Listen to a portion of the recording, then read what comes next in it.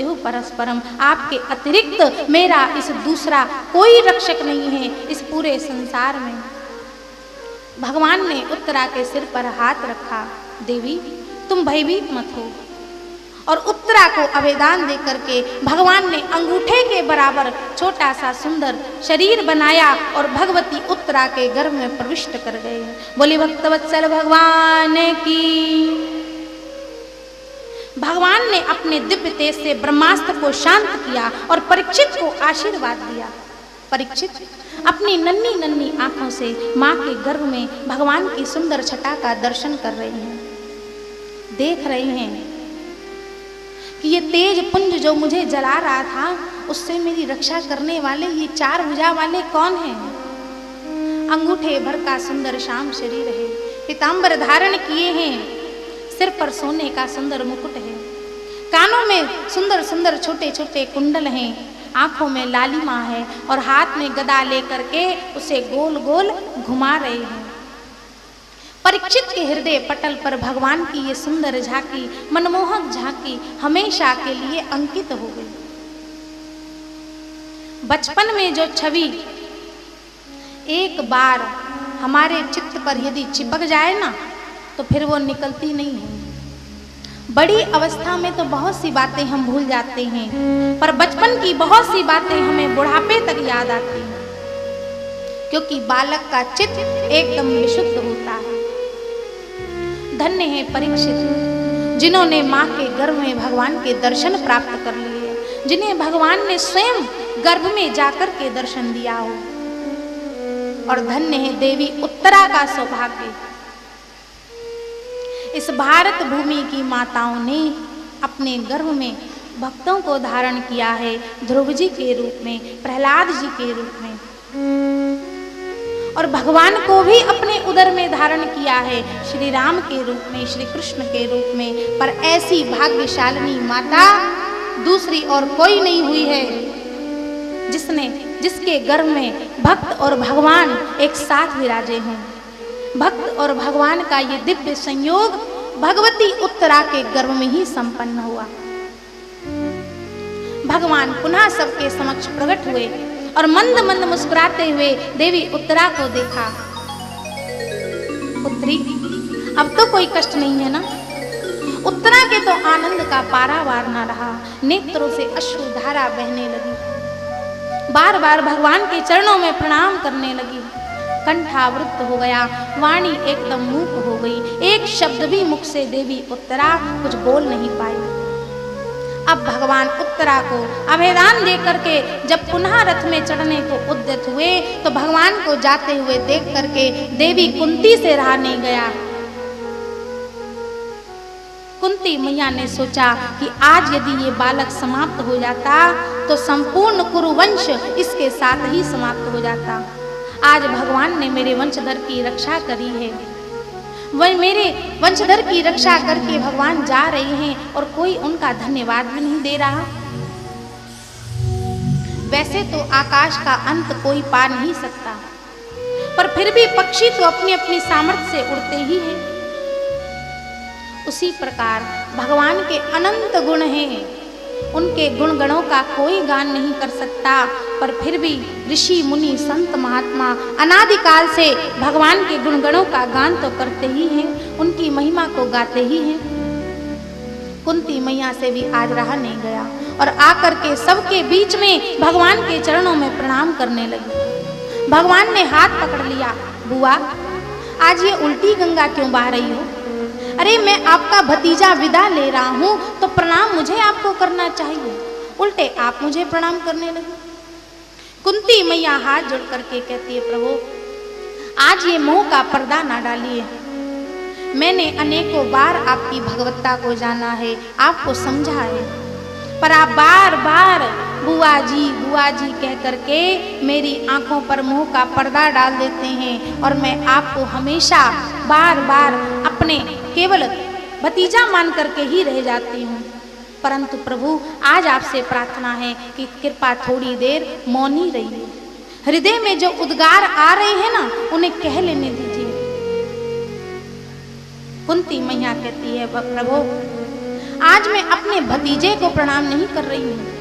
तो बोले नमस्ते पुरुषं त्वाद्यं ईश्वरं प्रकृते परम अलक्ष्यं सर्वभूतानां अंतर्बहिरवस्थितं कृष्णाय वासुदेवाय देवकी नंदनाय च नंदगोपकुमाराय गोविंदाय नमो नमः। नमः पंकजनाभाय नमः पंकजमालिने नमः पंकजनेत्राय नमस्ते पंकजांग्रहे।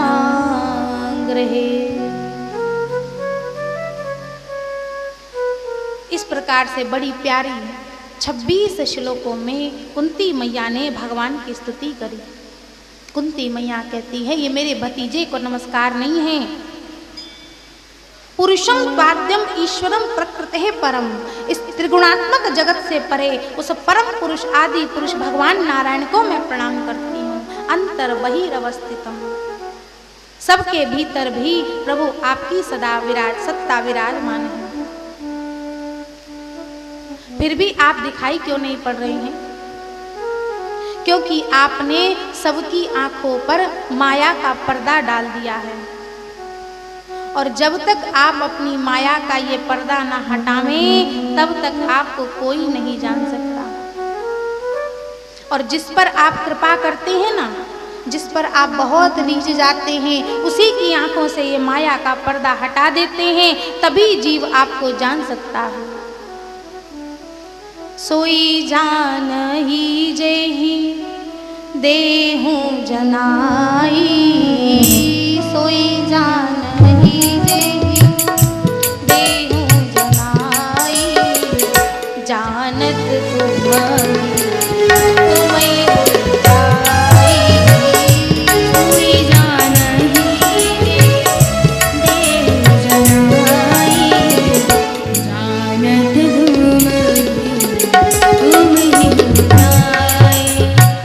जानत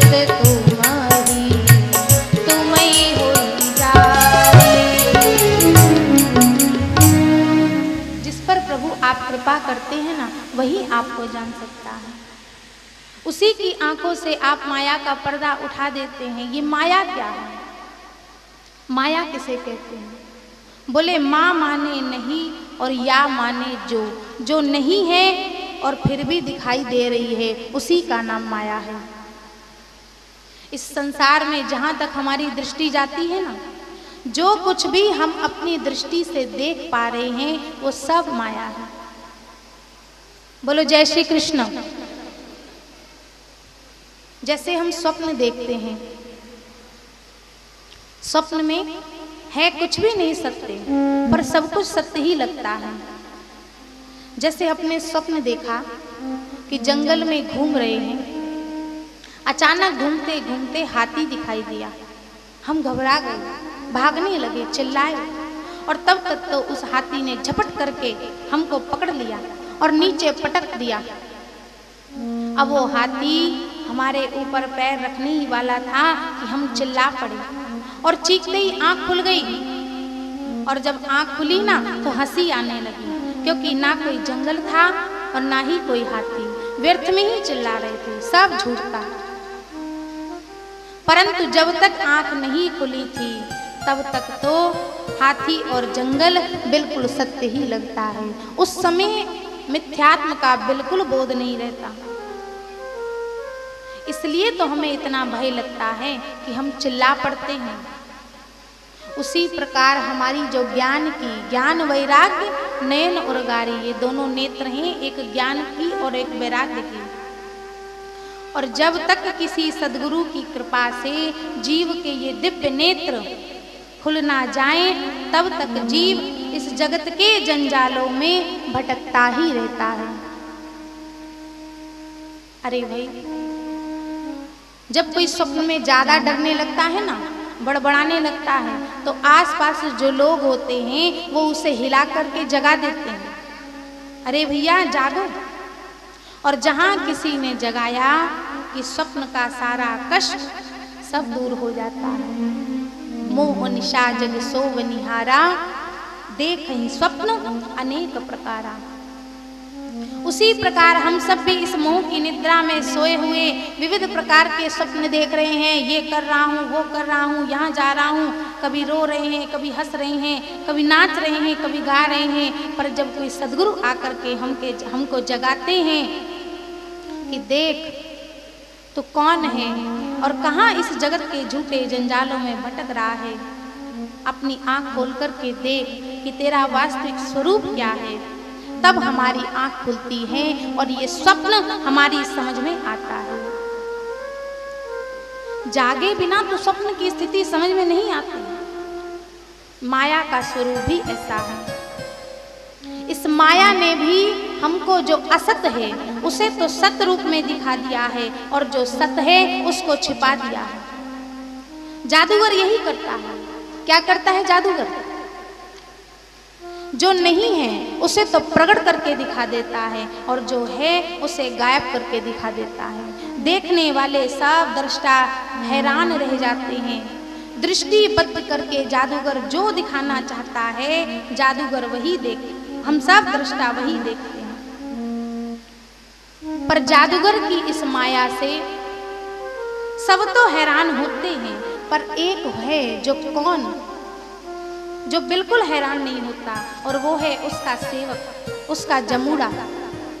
जादूगर के साथ अपना उसका एक सेवक रहता है जो सदैव हाथ जोड़ करके उसके सामने सावधान रहता है। तो जादूगर की विद्या से सब लोग तो हैरान होते हैं कि ये कैसे कर दिया, ये कैसे हो गया, गला काट के दिखा दिया, नोटों की गड्डियां बना बना करके दिखा दी। पर जमूड़े पर इसका कोई प्रभाव नहीं पड़ा, क्योंकि जादूगर के सानिध्य में रह करके जमूड़ा भी जादूगर के सब रहस्य को समझ जाता है। उसी प्रकार ये संसार है जादुई विद्या और परमात्मा है जादूगर, और हम सब दृष्टा देखने वाले हैरान हो रहे हैं, भगवान की माया से प्रभावित हो रहे हैं। पर जो जमूड़े हो जाते हैं ना, उनके चरणों से जुड़ जाते हैं, वो फिर इस माया जाल को ठीक से समझ लेते हैं। इसलिए मायापति की शरण में आ जाओ, क्योंकि बिना भगवान की शरण में आए बिना इस माया को कोई नहीं समझ सकता। माया को सब कोई भजे पर माधव भजे न कोई, जो कदापि माधव भजे तो माया चेरी होए। कुंती मैया कहती है, प्रभु जब बड़े बड़े संत महात्मा, बड़े बड़े अमलात्मा बिमलात्मा आपके स्वरूप को नहीं समझ पाए, तो मैं भला एक साधारण सी स्त्री आपको कैसे समझ सकती हूँ। जब जब हमारे जीवन में संकट आए आपने हमारी रक्षा करी। कहाँ तक गिनाऊं प्रभु? विशान महाग्ने पुरुषाद दर्शना, असत सभाया वनवास कृच्छ्रता, हृदेनेक महारतास्त्रतो, द्रोण्यस्मृतश्चास्म हरे विरक्षिता। कुंती मैया कहते, प्रभु मेरे पुत्र अश्वत्थ भीम को मारने के लिए जहर के लड्डू खिलाए गए, परंतु जब मेरा पुत्र मुझे वापस मिला तो 1000 हाथियों का बल प्राप्त करके लौटा। गरल सुधा रिपु करहि मिताई, गोपद सिंधु अनल सितलाई। जिसके ऊपर भगवान की कृपा होती है उसके लिए गरल भी सुधा बन जाता है, अमृत भी, विष भी उसके लिए अमृत तुल्य हो जाता है, शत्रु उसका मित्र बन जाता है, अग्नि उसके लिए शीतल हो जाती है, और विशाल सागर उसके लिए गौखुर के समान हो जाता है। मैंने प्रत्यक्ष देखा प्रभु, जो विष मारक था वो शक्ति प्रदाता बन गया, बल प्रदाता बन गया। लाक्षय भवन की आग से, हिडम्बासुर, जटासुर आदि भयंकर राक्षसों से वनवास काल में हमने बहुत कष्ट भोगे प्रभु, पर आप सबसे हमें बचाते रहे। और ये संकट तो यदा तदा आते थे, पर जब महाभारत का युद्ध छिड़ गया तो भीष्म पितामह द्रोणाचार्य बड़े बड़े मृदे मृदे नेक महारथा, बड़े बड़े शत्रु दल में खड़े थे सब योद्धा। कोई स्वप्न में भी कल्पना नहीं कर सकता था कि इच्छा मृत्यु के वरदानी भीष्म से कोई मेरे पुत्रों को बचा सकता है। पर आपकी कृपा से मेरे 5 पुत्र आज सुरक्षित हैं। भगवान ने कहा, बुआ आज ये इतनी लंबी चौड़ी मेरी महिमा आखिर क्यों गा रही है? कुंती मां ने कहा, प्रभु आज मैं आपसे कुछ मांगना चाहती हूँ। भगवान ने कहा, अच्छा तो मांगो बुआ, क्या चाहती हो? कुंती मैया ने कहा, प्रभु जब जब मेरे जीवन में संकट आए तब तब आप हमारे पास रहे, और आज जब दुखों के बादल छट गए हैं, सारे संकट समाप्त हो गए हैं, मेरा पुत्र चक्रवर्ती सम्राट बन गया है, और जहां सुख आया सोई आप बोले, अच्छा प्रभु मैं चलता हूं। तो प्रभु मैं तो यही वरदान मांगती हूं कि यदि विपत्ति काल में ही आप हमारे पास रहते हो और सुख समृद्धि आते ही हमें छोड़ करके चले जाते हो, तो मैं वरदान चाहती हूँ कि जीवन भर इस कुंती के जीवन में विपत्तियों के बादल हमेशा छाए रहें, संकटों के बादल हमेशा छाए रहे। इस कुंती के जीवन में विपत्तियों का कभी अंत ना हो। विपदः सन्तु न शाश्वत तत्र तत्र जगद्गुरो भवतो दर्शनम यतत् स्यात् अपुनर्भव दर्शनम। जब तक ये जीवन है तब तक ये विपत्ति इसी प्रकार लगातार आती रही। भगवान बोले, बुआ जीवन भर आपने विपत्ति का कष्ट भोगा, और आज जब सुख आया तो पुनः विपत्तियों का वर चाहती है। कुंती मैया कहती है, प्रभु विपत्ति में ही तो आप हमारे साथ बने रहे, विपत्ति में ही तो हमें आपके बार बार दर्शन प्राप्त हुए। सुख के माथे सिल पड़े जो नाम हृदय ते जाए, बलिहारी वा दुख की जो पल पल नाम जपाए। जीव का स्वभाव है प्रभु, जब सुख समृद्धि आती है तो वो आपको भूल जाता है, और जब कष्ट आते हैं सुख आते हैं तो वो आपको याद करता है। ऐसे सुख को लेकर के हम क्या करेंगे जो हमें आपकी ही विस्मृति करा दे। अरे उससे तो उस दुख की बलिहारी है जो पल पल आपकी याद कराता है। इसलिए प्रभु मैं दुख चाहती हूँ, आपसे एक प्रार्थना है प्रभु। स्नेह पाश मम छिंदी दृढ़म पांडुषु वृष्णुषु। मेरा स्नेह पाश जो मेरे पुत्र पांडवों और यदुवंशियों में जहाँ मैं बंधा हुआ है, मेरी इस ममता की डोरी को तोड़ दो प्रभु। सब कई ममता ताग बटोरी, मेरी स्नेह की डोरी को तोड़ दो। माताओं की आसक्ति दो ही जगह होती है, एक तो पुत्रों में बच्चों में, और एक मायके में। वृद्धावस्था भी आ जाए ना तो माताओं को मायके का मुंह नहीं जाता। कुंती मैया कहती, प्रभु मेरी इन दोनों रस्सियों को आप तोड़ डालो, मेरी बुद्धि सदा निरंतर आपके चरण कमलों में लगी रही, मेरा स्नेह पाश आपके चरण कमलों में ही बंधा रहे। और इस प्रकार से जब कुंती मैया ने अपनी दिव्य भावना प्रकट करी तो भगवान गदगद हो गए, बोले बुआ मैंने तुम्हें अब तुम्हें और दुख नहीं दे सकता, तुमने जीवन में बहुत दुख भोगा है, और यदि तुम्हारा इतना प्रेम है तो चलो अब हम द्वारिका जाते ही नहीं। और भगवान ने द्वारिका जाने की यात्रा स्थगित कर दी और कुंती बुआ के साथ उनके भवन में प्रविष्ट हो गई। बोले भक्तवत्सल भगवान की। कुंती मैया ने ऐसी वस्तु मांगी जो भगवान के पास थी ही नहीं। क्या मांगा कुंती मैया ने? दुख। जो भगवान स्वयं सच्चिदानंद है, आनंद सिंधु सुख राशि है, वे दुख देंगे कहां से? भगवान के खजाने में दुख है ही नहीं तो वो कहां से देंगे?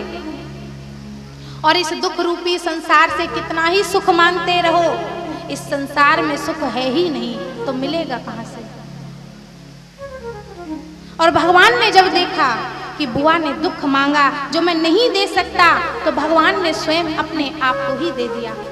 और कुंती मैया के साथ चल पड़े। पांडवों में तो आनंद की लहर छा गई। जाते जाते कुंती बुआ के प्रेम ने भगवान को रोक लिया। भगवान भवन में आए,